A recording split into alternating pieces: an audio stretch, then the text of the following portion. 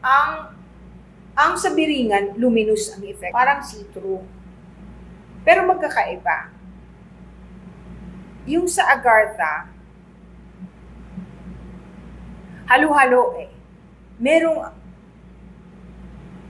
akong nakita doon, ang gwapo-gwapo, blonde ang buhok, blue ang mata, very kind looking, pero parang naka-uniform, mataas, parang tao, ordinaryong tao, ang pagkagwapo-gwapo nga lang, at saka yung aura nila, or yung the way they speak, and the way they look, and their eyes are so kind.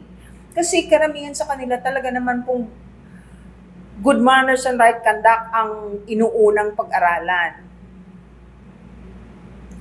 Meron din namang alien looking, but most of them,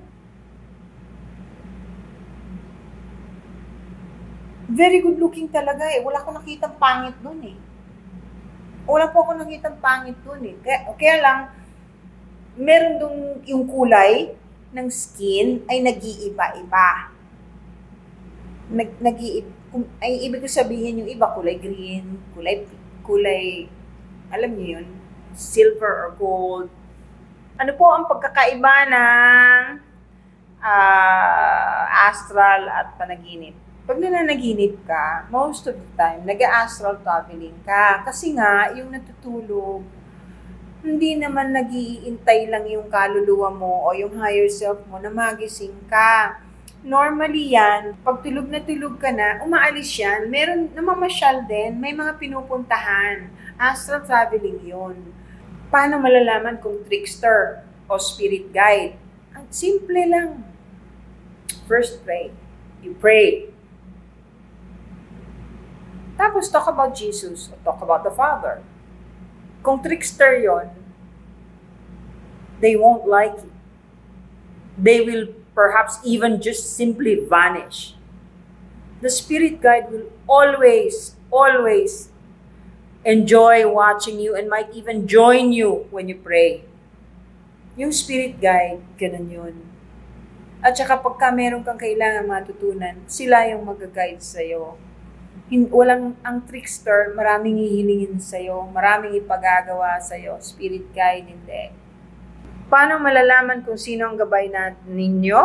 Ay kung karapat dapat malaman ninyo, magpapakilala po yan at magpapakita sa inyo.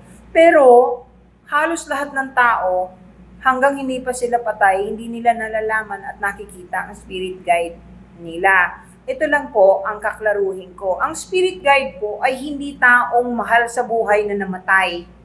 Hindi po, iba yon. Iba rin po ang guardian angel sa spirit guide. At saka ang spirit guide, hindi palaging the same. Nagpapalit-palit po yun. Depende sa pangangailangan o sa improvement or decline ng pagkatao ng isang nilalang. Ano po gagawin kapag nananalangin tapos ang dami po ng masasamang imahe pumapasok sa isip? Temptation yan. Normal yan talaga. Tatagan mo lang ang sarili mo. Basta kaya magsindi ka ng isang maliit na kandilang puti habang nagdadasal ka. Kasi may mga taong ninalapitan talaga. Itinitempt. Gusto nilang mawala ka sa concentration while you're praying. Gabi-gabi mo napapanaginipan na patay ang papa mo. Siyaw? Alam mo, you pray. You better, if you're a Catholic, go to church o pumunta ka sa opisina ng isang simbahan, magbigay ka ng donation. Hindi naman sila nanghihingi ng malaki. Mass for the dead. Give your father's name. And you yourself, you have to pray for your father. Kung constantly palagi nagpapakita, ibig sabihin nun, nanghihingi ng dasal. Lahat tayo may third eye. Kaya lang, nag-calcify yung pineal glands natin o yung third eye, number one, because of the food that we eat, the air that we breathe, and most especially because we stopped using it. Lahat ng bagay, pag hindi mo ginagamit, kung muscle yan, hihina. Mag-a-atrophy. Hindi ko alam ang atrophy sa Tagalog. Lumiliit o namamayat. Dahil sa technology, nag-shrink yung pineal glands natin at ibig sabihin yung third eye. Hindi na nagagamit eh. So, when I teach them how to use it properly, to enhance their ability, para magbukas uli yung third eye. Yun. Russell. Pero, at the end of the day, ang may final say, langit pa rin, si Ama. Kung hindi ka karapat-dapat at gagamitin mo lang sa masama, mawawala rin yan. Saglit lang magbubukas. Hindi ako manghuhula. Kulit ng iba, nangihingi ng hulaan mo nga ako. Kahit po totoong manghuhula, hindi kayo mahuhulaan sa text lang. Binigay ninyo, fake pang pangalan. Paano kayo mahulaan?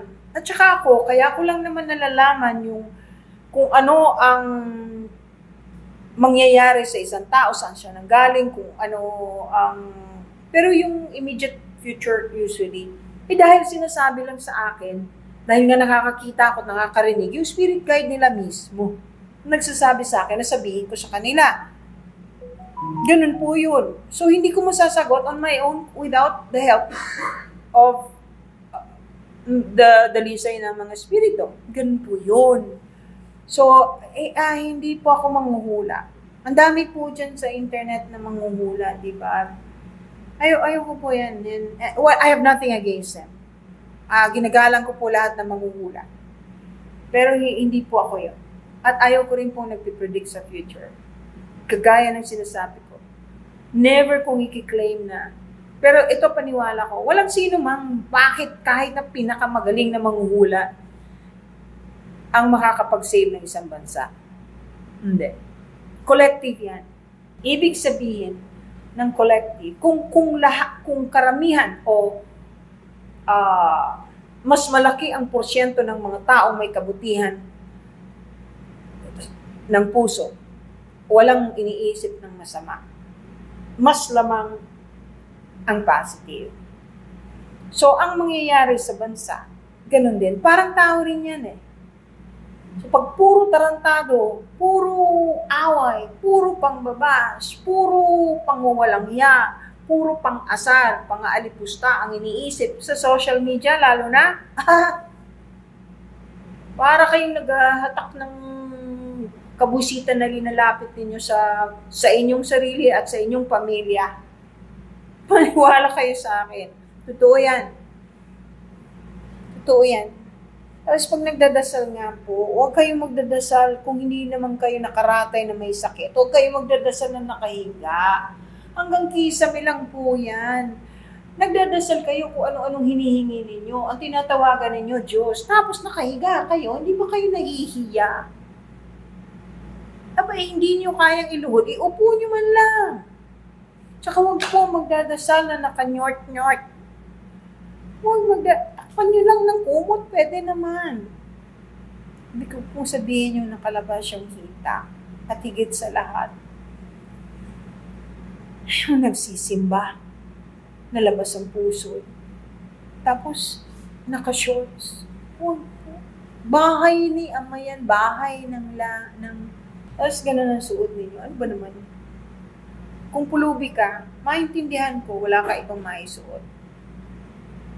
Pero kung hindi, marami ka naman damit, huwag kang magsisimba na naka-shorts. Huwag. Sayang lang. Well, hindi man masasayang kung nagpunta ka doon para lang makipag-date. Iba yun, syempre.